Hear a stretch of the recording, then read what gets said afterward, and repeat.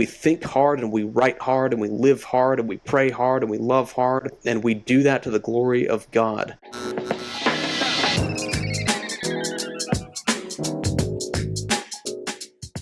All right, welcome back to Wisdom for the Church. I am John. We'll go ahead and get back into it. This video is going to be a little bit more serious than what I would usually put out. For anyone who watches this with any regularity, this channel, you know that I like to teach theological and ethical concepts in somewhat of a comedic way. I really care about the direction of our nation and of the West. I care about the health of the church in the West. I care about our pursuit of Christ and knowledge of Him, all these things. But the way that I teach sometimes in the channel here is with a little bit of comedy, because we do live in a bizarre and profoundly bizarre time at times, and I think it's totally within bounds to poke fun at certain things that we see. But this video is neither the time nor the place for any sort of humor, because this video is all about honoring and talking about the tragic death of Charlie Kirk. So I was going to put out other content probably this week, but I honestly could not get past almost ethically, morally, like mentally. I couldn't think of putting out anything before I just did something regarding honoring Charlie Kirk, honoring his family, praying for him, those sorts of things, because this assassination, which is what it is, terrible, was so profound. But we see so many crazy things online these days that it almost can seem like it's not. But this one is so unbelievably profound that I think we will remember this for decades and decades to come. Do you remember when type of moment was this? I know for me it is, because I saw the footage. I've never seen footage like that. It was HD, crazy. And given who it happened to, Charlie Kirk, made it even more devastating, shocking, angering, legitimately having righteous anger, absolutely, asking that the Lord will bring swift justice upon evildoers, all those sorts of things. So many were feeling that way, and rightly so. So what I wanted to do in this video is just two things. Number one, I wanted to talk about Charlie, the man that I knew of, because we all had a little bit of a different experience, but what made Charlie essentially such a target, and what made him so special, if I can say it that way, because I think he's worth talking about in that way, because he was that profound. And number two, I just wanted to talk about the question many, including myself, have been asking: where do we go from here? Particularly, where as Christians do we go from here? What do we do? This was terrible. What is God doing? Why would something like this happen? How does His permissive will allow something like this to happen? And what do we do? Those sorts of questions. So with that being said, I'll go ahead and talk about Charlie first. And what I wanted to compare Charlie to, as I was thinking about him, is he is almost like the modern equivalent of someone like a Johnny Carson, or like the MASH television show. What I'm talking about is this. Think back, or if you weren't alive probably, think with me about the fact that 40 or 50 years ago, when a generationally impactful television show ended, like Johnny Carson, the king of late night, or MASH, the highest rated, television series at the time in the 70s, people would say, wow, we let this person, or we let this cast into our living room every night for, 300 nights a year, or whatever it was, right? They kind of became a small sliver, a small part of our lives. And I think because media is so fragmented these days, that's hard to, occur again, although maybe it can. But I think Charlie was one equivalent of that. Charlie made it into our modern living rooms. That is, he made it onto our phones that we scroll through on various social medias. It's the modern living room. We don't sit around listening to the radio like they did in the early 1900s, mid-1900s. We don't sit around watching the TV as they have the last 60 years on the normal linear stations like NBC, ABC, whatever. We usually find our media, find our entertainment, find our news on the phone. And Charlie, with increasing frequency, was that guy who popped on our feeds, and we would click on a video or two and see him debating with a student about capitalism, or about the need for capital punishment, or the need for borders, the fact that abortion is murder, and all these sorts of things.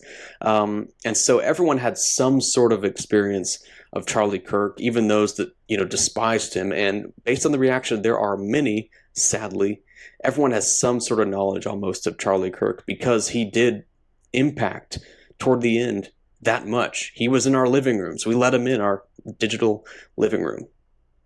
And so with Charlie, I think one thing I want to say about him that I think is so profound and therefore what made his death so devastating is the fact of this. When it comes to the conservative movement, let's say the last 40 years, I believe that Charlie is the first man who has truly, in a person to person way, impacted the younger generation, not just with ideas, but with who he really actually is. Again, I'll say impacted and changed the minds of, changed the hearts of, in some ways, the younger generations, not with just his ideas, but who he really is. A lot of times, not even one of those things has happened. For 30 years, conservatives have been banking on the silent generation, baby boomers, and maybe Gen X for coming out, and they have just been losing and losing and losing to my generation and below for so long. It's been devastating. And so every now and then, some ideas get through, right? I think of people like Ben Shapiro. He was the first one in the 20 teens who I think ideas of conservatism pierced through due to the advent of social media kind of getting to more of its maturity. Ben Shapiro had the Daily Wire. He was good at social media. He had a good team, whatever, hired good people. He was the first one whose ideas were getting through. And I believe that Ben Shapiro walked so like a Charlie Kirk could run. Charlie Kirk is not as smart probably as Ben Shapiro. He's not as articulate. He's not as formally trained with education as Ben Shapiro. But Charlie Kirk, his mind is very intelligent, latches on to truths, and once he understands them, he can spit them out in ways that the average Joe can understand. And Charlie Kirk was so genuine and so gracious, even toward his opponents, that really did shine through your phone that you watched him on. I truly believe that is part of what made him so profound, is it's not just the ideas, but it was the person of Charlie Kirk that was the most passionate, the most dedicated, the most willing to give charity to his opponents, the most ready probably to wake up at 4 a.m. and travel to some random campus just to do that the very next day and grind because he loves the country and he wants to see good values promoted in the country. No one worked, from what I can tell, with more genuineness and more grind than Charlie Kirk. And you think about the older guard of the conservative movement, think about radio legend Rush Limbaugh, or think about radio guy or Fox News guy Sean Hannity. You think about guys like Glenn Beck, people like that, even maybe like a Megyn Kelly. People like them often were, aligned and are baby boomers. A lot of the old guard, I call them old, but, they were baby boomers and they mostly reached that constituency and are legends. And I'm so thankful for them for that because they helped a big portion of a generation understand basic truths about how a society should run, I believe. But because of various factors, media factors, propaganda factors, whatever factors, they were not piercing through to generation millennial, my generation. And those voices were not really piercing through to the generation below, although Limbaugh had a massive impact on Charlie Kirk, I've heard. So praise the Lord for that. But one thing about most of those voices, if you think about it, is a lot of the conservative sort of foundation of why we do what we do, as it's been presented in America, has been almost an undefined sort of, God, faith, and country type of thing, God, family, and country. But God has not necessarily been explicitly defined as what God we are talking about, just as long as you're a person of faith. And many of those people that I mentioned are either Catholic, like Bill O'Reilly, or, Jewish, like Ben Shapiro. I think Megyn Kelly is a Catholic. I think Glenn Beck is a Mormon. So a lot of these guys were Mormon, Catholic, Jewish, but unfortunately, for years and years, Protestant conservative causes have been snuffed out. Both out of the church, but also sometimes I would argue within the church, because I believe that Protestants, evangelicals too, which are, a subset of Protestantism, we've accepted a false dichotomy. We've accepted a dichotomy of sacred and secular. That is, we should be about the things of God that only have to do with the church, and then everything else is something that, maybe it has some value, but basically that's for the world to run. And I really don't believe that is how God has made the earth to run. I don't believe that is how God really wants us to even live. He wants us to first and foremost primary be here, but he wants that to impact how a society is shaped? Absolutely. But Charlie didn't buy into that false dichotomy. And I actually saw, I think, a change within him over the last, 9 years or so. I think he went from what was basically a young conservative type of, patriot who wanted to see the right win and wanted to see his good ideas flourish to that, but also profoundly impacted by the love of Christ and therefore transformed into a man who is following Christ. And out of that pursuit of Christ came a further crystallizing of his ideas, shared with both fervor but also like gentleness, seasoned with salt. And that's one of the things that made Charlie Kirk different. He was a self-professing Protestant Christian who was seeking to help the nation around him come to know more about how to live on God's earth. He didn't see that just values themselves are going to be saving, but he did see that laws have to come from somewhere, and they should ultimately come from the God of the Bible. Not just out of thin air. And so I really appreciated that about Charlie as a Protestant Christian who impacted in the most deep way, deeper than other people. And because of those traits of Charlie, because he was so gracious and I think likable, because he related to younger generations at a person-to-person level in ways that others just hadn't been able to, that's what made his death, I think, so profound for so many. You think about someone like a Steven Crowder, for instance, who probably has some good ideas. Steven Crowder, he would probably admit, is not the most likable person on the surface. Steven Crowder is funny. Steven Crowder pokes a lot, but I think that poking is his annoying side. He's trying to get a rise at times, right? And so you would think that if something like this were to happen, it would happen to someone like that who naturally is not as likable. But Charlie was the most effective, I think, post like 2022. He really hit his stride in those years, as he's promoting conservative values, as he's promoting really the cause of Christ. He would preach the gospel sometimes. You can see clips.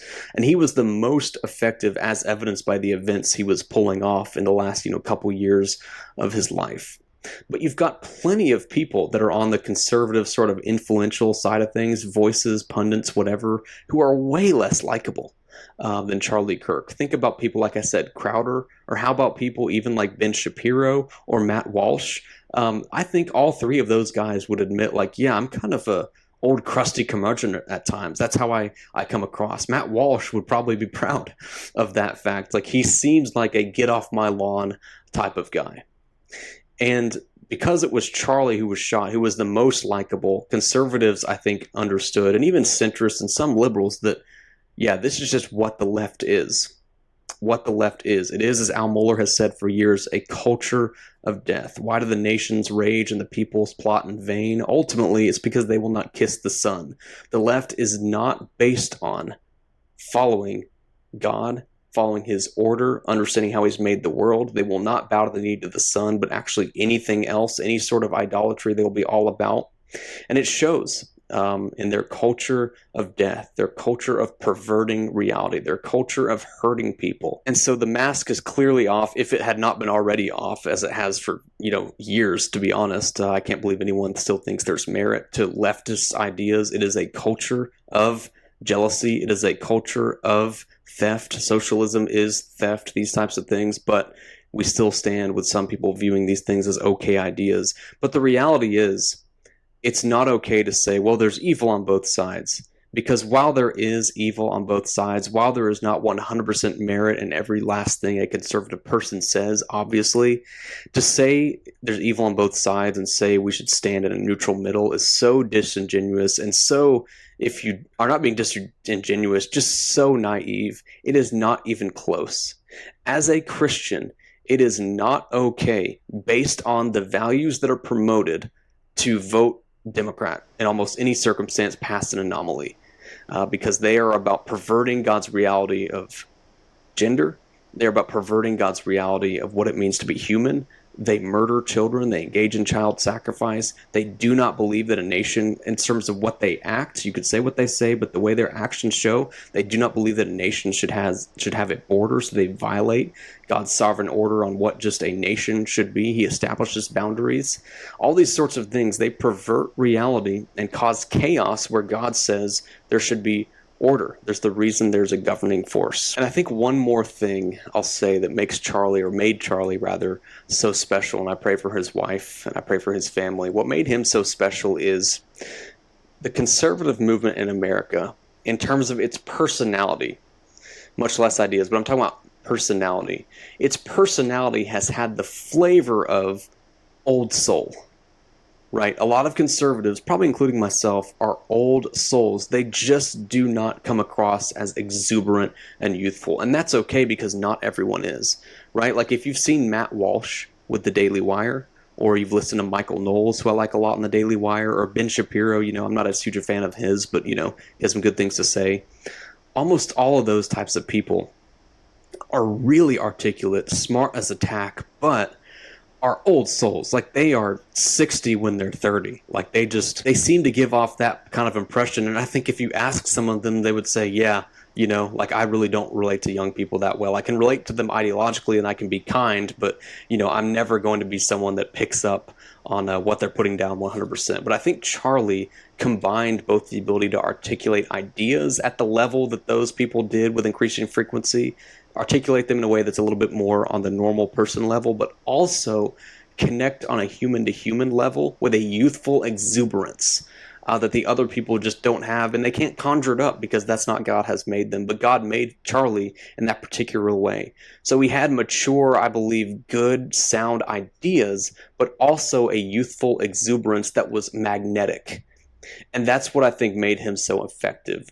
Good ideas, smart, but also magnetic with the character to back it up. So he was like a triple or quadruple threat. Many people say they thought he could actually become president. I think whatever he could have done, he would have been an impactful, influential figure for years to come because he transcended on a level that other people, though they were very good, just didn't, because God makes people differently. And so those are some things I have to share about Charlie Kirk. I think he was so profoundly transcendent through your phone, your modern living room, that is what made his death so tragic. Basically, if they're going to find if they're going to find reason to kill him, like who are they not going to kill who's effective? Because he checked all the boxes of being nice. He checked all the boxes of being willing to engage in good faith debate, and yet it didn't matter. Still shot. And so we know what the left is. The left is a demonic set of ideas that has never been good, has always been borrowing from Christian morality for generations at best. But now that host cell is completely gone, their mask is completely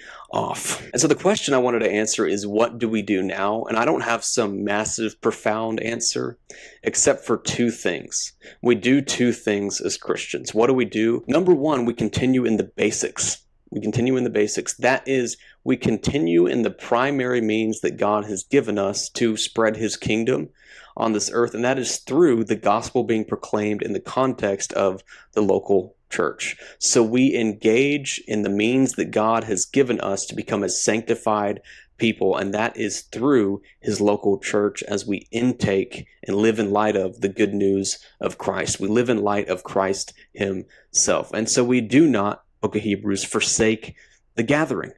We realize that this, no matter what time period, no matter where we are, this is God's means he has given us to mature and be a part of the people of God, is through the local church on the Lord's Day on Sundays. We do not give that up, but rather we lean into that.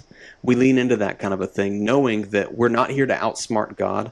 We're not here to outsmart his ways just because something profound has happened, but we have to remember the basic, the main thing, the reality, and that is being a part of the local church and growing in godliness as we come to know Christ more clearly. And if you don't know Christ, turning from your sin, turning toward the only person, the only man who is truly worthy of saving you, and that is the God-man, Jesus Christ, who lived perfectly, died perfectly in your place, and raised to life so that you might have life. And so we do not neglect the basics. The reason I say that is because I think an instinct would to be that we have to put everything in political overdrive, right, and be all about culture war.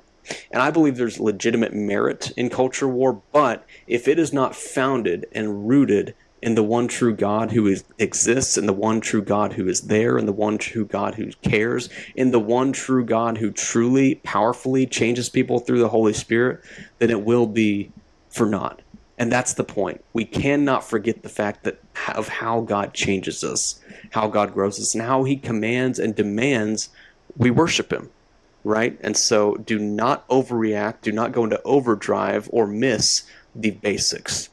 That being said, what else do we do? And the answer to that, I simply say, is yes. What else do we do? Yes. Here's what I mean. Though I'm not a huge fan of Timothy Keller, I did like the title of one of his books, Every Good Endeavor. And I think in that book he basically makes the case that God has designed the world to have various people doing various types of work that all fill overall the dominion mandate. Mankind is supposed to take dominion. We are to multiply and fill the earth. We are to subdue it. We are to establish order for people's flourishing. We are to seek the beauty out of things, all these types of things. And so there are so many different endeavors that we should be a part of. And so the reason that I say yes is because part of those endeavors are political. Christians should absolutely see that when there is force in a nation that is killing people, hurting widows and orphans, hurting the vulnerable, it is not a Christian response to say we will not be about any of this. There is a time for war. There is a time for hate. That is certainly true based on Ecclesiastes and all throughout the Bible. And so one way that we channel violence, one way that we channel this righteous anger is actually through a measure of force, but that force is not private citizens going and hurting other private citizens, but rather it is through the civil governing authority. It's through the government, because the government is what God has given to bear the sword and establish justice. And so what we do as Christians is realize that the government is a way of force. Right? The reason that people are not violent toward each other partly is because there is a threat and sometimes the reality of force if they are violent. They are penalized. People kill people and therefore they face death, and that's a right thing. And so we do everything we can to fight, and we never stop fighting for right and true and good laws based on God's precepts found in his word, particularly the 10 commandments, and we seek out and we demand a righteous government from those who are in, and even we become perhaps part of the government ourselves. We seek every good endeavor. We seek to do our job in a way that reflects God's order and magnifies Christ. We seek to raise our family in a way that magnifies Christ. We seek to do everything we do to the glory of God and intentionality. And we don't fall into the trap of believing that doing these things is idolatry. That's a scam that's been played on Christians, particularly evangelicals in America for generations, that if you're really passionate about something, be careful, it's probably idolatry. And there's a truth to that in that anything can become an idol. But I want you to take a look at the evidence in our culture and really ask yourself, some of the things that you're warned about being idols, do you really think that the major problem with those things is that we idolize them? Well, think about marriage, right? Do we idolize marriage? Really? You're too dedicated to loving your spouse well, or wives, you're too dedicated to submitting to your husband? That's a laugh. Oh, how about your job or your work? You idolize your work? Oh, really? You're such a workaholic. You're so profoundly locked in at work that you idolize it, right? I don't think so. I think laziness is more of our problem. I think lack of a love for marriage is our problem. Or how about politics? Oh, we idolize politics. Really? You think we idolize politics given who leads our country? I don't think we idolize it. I think we've cared far too little. I think I think we've had far too little involvement in this arena. And again, that's because we've bought into the scam of everything being idolatry, this imaginary fake line between sacred and secular overall, and also being accused of being moralists if we're trying to pursue righteous laws in our land and right order and right laws in our schools. We're accused of being moralists. Those things don't save. You're being a legalist. You're being a moralist. Only Christ saves. And to those people who hold that view, you are simply not thinking clearly based on biblical commands. We do things out of a fruit of the gospel, right? So we put laws in place, not because we know that they save, but because we know that they restrain a society for the flourishing of the people, and that's the point of the government.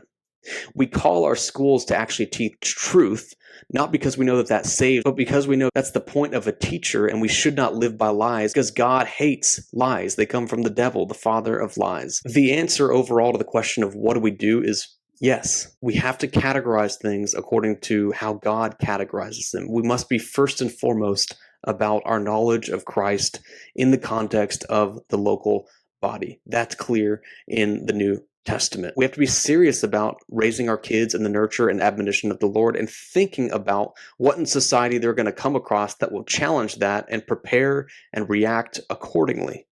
We have to be serious about the fact that not all of our lives, in fact, most of our lives, percentage-wise, will not be spent within the walls of the church, but will be spent at our job and within our family.